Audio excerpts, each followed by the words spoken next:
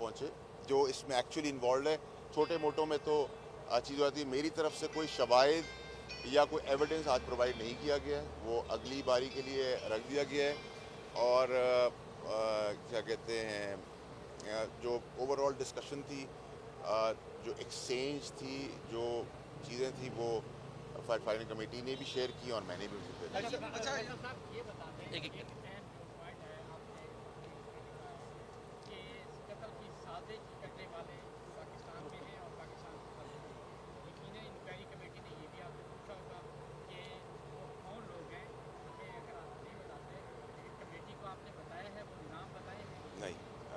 आज के दिन हम उस के करीब बहुत आ गए हैं, लेकिन जैसे मैंने आपसे कहा, गलत बयानी ना हो और गलत बयानी करनी भी चाहिए।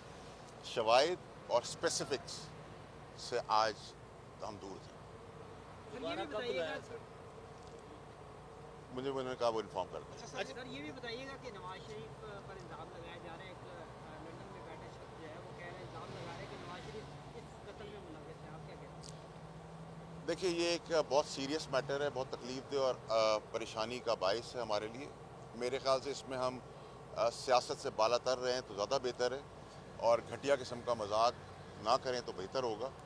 मैं उससे ज़्यादा इसमें पॉलिटिकल एंगल लाना नहीं चाहता। मुझसे एक सवाल सलमान इकबाल साहब की बारे में भी हुआ। मैंने उनको बड़ा कैटेगोरिकली, बड़ी क्लैरिटी से बताया है कि सलमान इकबाल को मैं एज अ ओनर और एज अ दोस्त भी जानता हूँ, बाप को भी जानता हूँ, घर को भी जानता हूँ। सलमान इकबाल का मेरे हिसाब से कहीं कोई ताना बाना कत्ल के अंदर या साजिश के अंदर बिल्कुल नहीं है। अच्छा, इसमें एक चीज़ ये बताइएगा, और मेरा सलमान साहब को रिक्वेस्ट होगी, मैं उनको आज फ़ोन भी करूँगा कि वो पाकिस्तान ज़रूर आएँ और यहाँ आके इसका ट्रायल रन करें, क्योंकि वो हेल्प करेंगे। उनकी एब्सेंस में पाकिस्तान के अंदर ये भी दस्तूर और हिस्ट्री रही है, फिर कहीं और एंगल चला जाता है। कोई जो शवाहिद आपके पास ने इस कमेटी के ऊपर तहमदात का इजहार कर दिया है, गैर पेशी की पेश भी नहीं हुई, इस पर आप क्या कहें? सर, मुराद सईद का जवाब मुराद सईद ही देगा। अच्छा, ये जो शवाहिद आपने प्रेस कॉन्फ्रेंस में भी जिक्र किया था, क्या वो वीडियो एविडेंसेस हैं या कोई दस्तावेजात हैं जो आप तक पहुँची या कोई स्क्रीनशॉट्स हैं? मेरे ख्याल से वो कबल वक्त होगा भाई, क्योंकि जो इस कत्ल में मुलव्विस है मेरे हिसाब से वो बड़े ईवल माइंडेड भी हैं, ताकतवर भी हैं, समझदार भी हैं, प्लानर भी हैं।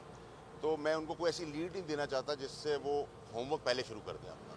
हमारा टारगेट, अल्लाह की ज़ात से हमारी दुआ है कि हम अरशद शरीफ के एक्चुअल मेन, हम एक गोली चलाने वाले के भी इंटरेस्ट नहीं होना चाहिए, कैफरे किरदार तक पहुँचाना चाहिए, गोली चलवाने वाले तक, वहाँ पहुँचाने वाले तक के गिरेबान तक हम बहुत जल्दी चलेंगे इंशाअल्लाह। अर्शद साहब, आप जो है ना इमरान खान के बाद जो है अरशद शरीफ को भी जो है आपने बताया और इमरान खान को बताया साजिशों के हवाले से जो किरदार है, रात को जो एक प्रेस कॉन्फ्रेंस हुई है मुस्लिम लीग नून के इक़्तिदार की, क्या ये वही लोग हैं?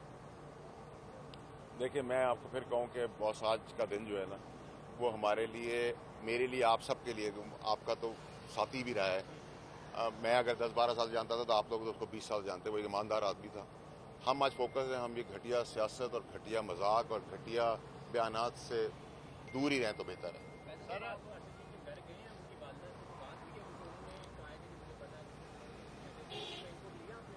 देखिए, मैं भी अरशद शरीफ साहब की वालदा का बेटा जैसा हूँ और मैं उस माँ की तकलीफ़ ना कम कर सकता हूँ, ना उस पर कोई रिप्लेसमेंट कर सकता हूँ अरशद साहब का। उनको ये ज़रूर पता होगा कि मेरी अरशद साहब से बहुत प्यार की और बहुत अच्छी दोस्ती थी और भरोसा इतना था कि यहाँ से जाने तक और जाने से आगे पहुँचने तक मैं राब्ते में रहा। मेरे साथ बहुत सारी बातें हुई, बहुत सारी चीज़ें हुई और शायद अल्लाह ने मुझे इस काम के लिए शायद चुना था कि मैंने उस दिन जुर्रत की, उसको बहुत सारे एंगल दिए गए उस प्रेस कॉन्फ्रेंस को, और हवा के ख़िलाफ़ खड़ा होना बड़ा मुश्किल काम है दुनिया में कहीं भी। उस वक्त मुझे बहुत सारे एंगल हुए, बहुत सारी बातें भी मैंने सुनी, लेकिन वक्तन अल्लाह ताला इज़्ज़त देने वाला है। अल्लाह ताला मेरी बातों को राइट साबित कर रहा है और आप लोग भी जो आज यहाँ खड़े हैं अरशद शरीफ की हमदर्दी में, मैं इंपॉर्टेंट नहीं, अरशद शरीफ इंपॉर्टेंट, इसलिए आप खड़े हैं और आप लोग भी इस बात को इंडोर्स कर रहे हैं काफ़ी हद तक, बाय एंड लार्ज आपके रिपोर्टर्स भी, कि वो बातें जो मैंने कही थी वो अगर मेरे हिसाब से 100% है, FIR के हिसाब से 100%, तो आपके हिसाब से 90%, तो वो आप भी इसको मानते हैं और आप उसको वेरीफाई भी करेंगे। फैसल वाडा साहब, मुल्क के जो हालात हैं जो चल रहे हैं, एक जानिब धरने और इस तरह की सियासत हो रही है, दूसरी तरफ मुल्क में आम तरीन तैनाती भी होने जा रही है, तो मुल्क किस तरफ जा रहा है? देखिए जी, ये जो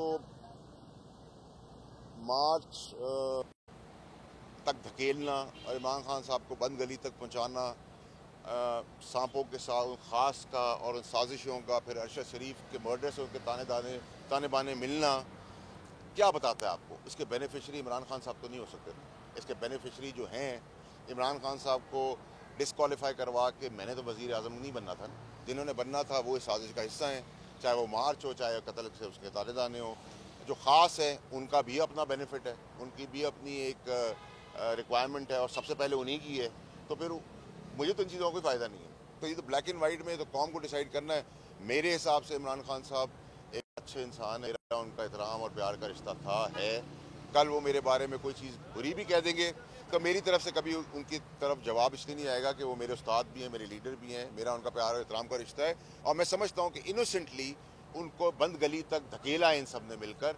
और अभी भी अगर इमरान खान साहब अपने अंदर से लोगों की सफाई शुरू करें तो बहुत पाकिस्तान के लिए बहुत बेहतरी होगी, उनके लिए बहुत बेहतरी होगी।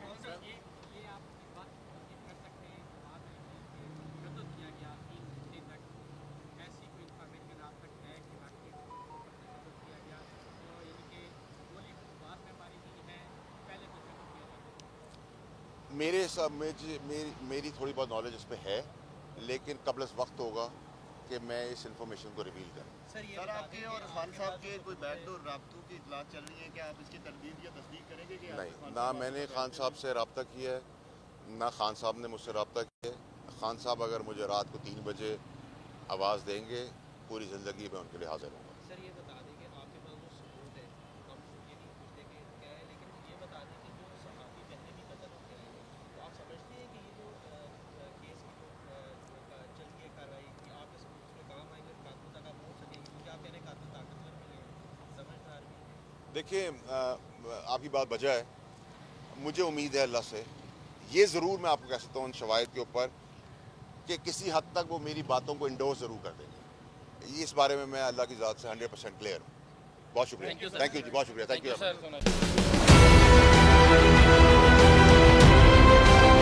मैं आज बोल्ड टीवी वाले शोएब शेख को, उन्होंने उसकी ज़िंदगी को ख़तरा अब हो गया। पहले उसको था अरशद शरीफ को, आज शोएब शेख का मुझे पैगाम आया, उसको धमकियां दे रहे हैं कि उसको मारेंगे। इस सिर्फ के बोल्ड टीवी हमें उठा रहा है। बोल्ड ने हमेशा हक और सदाकत का साथ दिया, सच के साथ खड़ा रहा। हम हैं मिसाल अब्र, मगर इस हवा से हम डर कर सिमट ही जाएंगे, ऐसे भी हमने। बड़ी मुश्किलात, बड़े बड़े चैलेंजेस, सिर्फ बोल खड़ा रहा, बोल डटा रहा। बोल को है जरूरत अवाम के दुआओं की। इज़हार आसाती के लिए, पाकिस्तान के लिए, पाकिस्तानी अवाम के लिए।